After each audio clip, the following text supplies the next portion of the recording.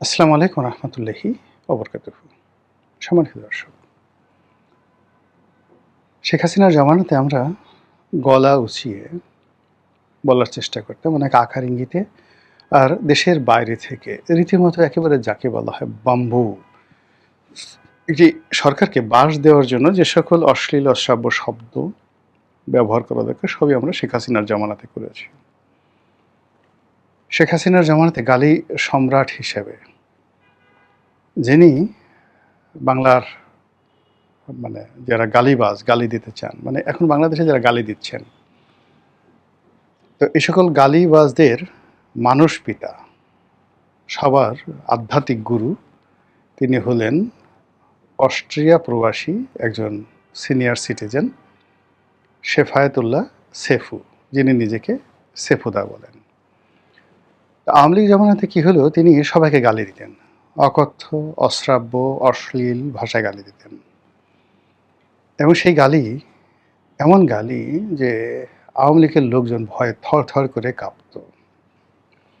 আমাকে একদিন আওয়ামী লীগের একজন এমপি বলছিলেন যে তাকে ফোন করেছে, তো ফোন করার পর ভদ্রলোক মানুষ, ডাক্তার হাবিবে মিল্লাত, তো ফোন করে বলতেছে যে আমি সেফুদা বলছি। তো তার তো আসলে জানার কথা না সেফুদাকে, ইত্যাদি ইত্যাদি। তো বললো কোন সেফুদা? তা সে বলল যে যে গালি ওই পাশ থেকে দিল, রনি ভাই, আমি জিন্দিগিতে কখনো এই ধরনের গালি শুনিনি। তো এই ভদ্রলোক কয়েকদিন আমাকেও টেলিফোন করতেন, আমাকে তার ভালো লাগতো, আমাকে খুব ভালো লাগতো। তো অনেক খোলামেলা কথাবার্তা বলতেন যে রনি ভাই দেখেন, আমি যদি এই যে আমার গালিকে সবাই ভয় পায়, মওদুদ আহমেদ 1.5 ঘন্টা 2 ঘন্টা আমার সাথে কথা বলেন, তারপরে আওয়ামী লীগের সব মন্ত্রী এমপি আমি টেলিফোন করলে আমার সাথে সবাই কথা বলেন, আমি যদি গালি না দিতাম তাহলে কি সবাই সেই আমার সঙ্গে এভাবে কথা বলতো? তো সেই গালিকে সে ভীষণ রকম ভয়, যাকে বলা হয়, তার গালিকে যে ভয় পেত আর এটাকে সে গর্ব হিসেবে নিত। তো এই কাজ করতে করতে বেশ কয়েকজন লোকের সঙ্গে তার শত্রুতা তৈরি হয়ে গেল। তার মধ্যে সেই আওয়ামী লীগপন্থী সম্ভবত এক ভদ্রলোক আছেন, আসাদ পংপং তার নাম, তিনি মালয়েশিয়াতে থাকেন। তো শেফায়েতুল্লাহ সেফু সাহেব একদিন আমাকে বললেন যে এরকম, রনি ভাই, এই লোকটা আমার জীবন হারাম করে দিয়েছে। হারাম করে দিয়েছে এই কারণ হলো সে শুধু অনলাইনে আমাকে গালি দেয় না, সে সময় সুযোগ পেলেই আমাকে টেলিফোন করে এবং টেলিফোন করে আমাকে গালি দেয়। এত বেশি গালি দেয় যে শেফায়েতুল্লাহকে অসুস্থ বানিয়ে ফেলেছে সেই আসাদ পংপং। তো পরে আমি খুব আগ্রহ নিয়ে নেটে গিয়ে সেই আসাদ পংপংয়ের কতগুলো গালি আমি শুনলাম। দেখলাম যে সে আসলে শেফায়েতুল্লাহ শেফুর বাবা।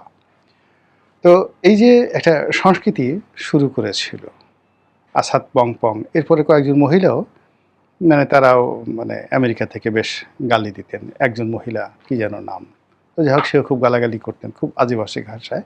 কিন্তু এটা আসলে একটা নির্দিষ্ট সার্টেন লিমিট পর্যন্ত চলে, এই অশ্লীলতা, অশ্রাব্যতা। এরপরে এগুলো আর ভালো লাগে না। বাংলাদেশে যেমন 1, 2, 3 বা টিনের ছেলে, কাউয়া, এই জিনিসগুলো আপনি এখন যদি বলতে যান, প্রথম 1 সপ্তাহ, 15 দিন, 1 মাস, 1.5 মাস এই জিনিসগুলো শুনতো।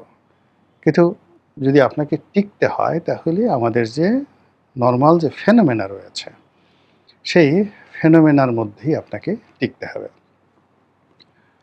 অন্যদিকে সেই গালিকে ভর করে এবং অশ্লীলতাকে ভর করে দুজন বীর, একজনের নাম ইল্লু আর একজনের নাম পিঙ্কু। ইল্লু যে কাজটি করতো সেটা হলো, ধরুন যে কোনো ভদ্রলোক বা যে কোনো ভদ্র মহিলা, সুন্দর এবং সুন্দরী, তাদের দৃশ্য মানে তাদেরকে টার্গেট করে, যেমন টেলিভিশনের একজন উপস্থাপিকা, তার সঙ্গে ধরেন একজন সাংবাদিক, রাজনীতিবিদ, বা ধরুন আর একজন মহিলা আর একজনের সাথে, এগুলো করে হি মেড এ ফিল্ম পিছন থেকে। এখন আসলে ভয়েস ওভার প্রোটোকল, তারপরে এখানের এক ছবি, এখানের এক ছবি, এগুলো দিয়েছে একটা বিশাল রকম একটা অশ্লীল গল্প।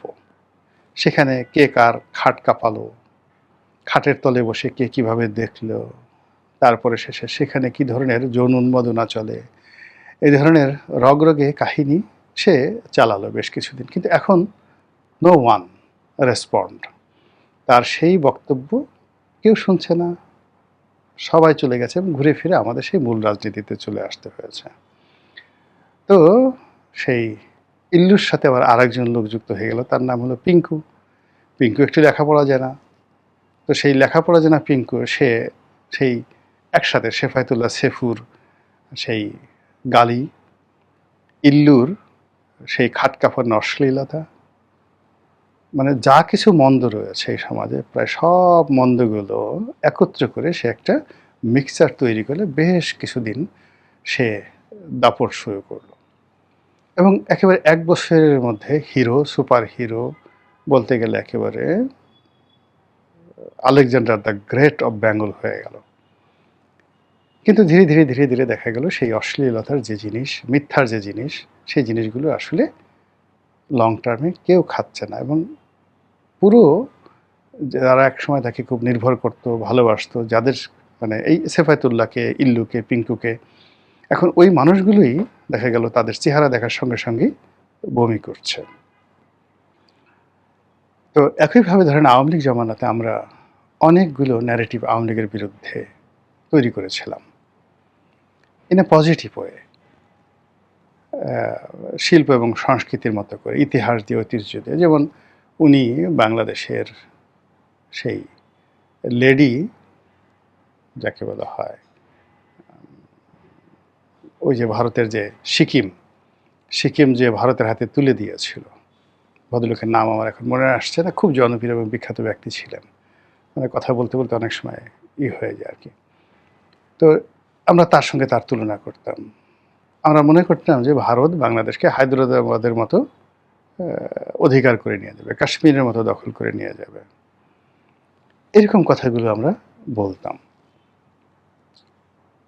কিন্তু সময়ের প্রেক্ষাপটে এই যে শেখ হাসিনা চলে গেছেন, আমরা কি দেখছি? বাংলাদেশ কি সিকিম হয়েছে, কিংবা বাংলাদেশ কি হায়দ্রাবাদ হয়েছে, কিংবা শেখ হাসিনার উপর যখন এত মানে হলো, ভারত কি একটা সেনাবাহিনী পাঠিয়েছে, একটা চড়াই পাখি পাঠিয়েছে, কোনো কিছু পাঠিয়েছে? নাথিং। সে তার কূটনীতির যে ভব্যতা, এটা বজায় রাখার চেষ্টা করেছে। এবং শেখ হাসিনার পতনের পরে ভারত সত্যিকার অর্থে প্রাণবন্ত চেষ্টা করেছিল in a good way, in a nice way, doctor Mohammad Yunus সরকারের সঙ্গে একটি সৌহার্দ্যপূর্ণ সম্পর্ক স্থাপন করার জন্য। তাদের হয়তো ডিমান্ড ছিল নিজেদের ব্যবসা বাণিজ্য প্রথম, দ্বিতীয়ত আওয়ামী লীগের ব্যাপারে একটু লিবারেল হওয়া, শেখ হাসিনাকে কিছুটা হলেও ছাড় দেওয়া, বা রাজনীতির জন্য নয়, জাস্ট একটু ছাড় দেওয়া, এই জিনিসগুলো হয়তো ছিল। কিন্তু ডক্টর মোহাম্মদ ইউনূসের উপরে যেভাবে আমেরিকা ভর করলো, যেভাবে ডিপ স্টেট ভর করলো, যেভাবে জঙ্গিরা ভর করলো, যেভাবে ইল্লু এবং পিঙ্কুদের যে অন্ধ ভক্ত যারা আছে যেভাবে ভর করলো, সব মিলিয়ে দেখলো, মানে ভারত দেখলো যে এই লোকের সাথে যদি এক টেবিলে বসি, একসাথে আলাপ আলোচনা করি, তাহলে it will create a huge problem for us. এটা আমাদের জীবনে একটা বিরাট সমস্যা তৈরি করবে। তো এই যে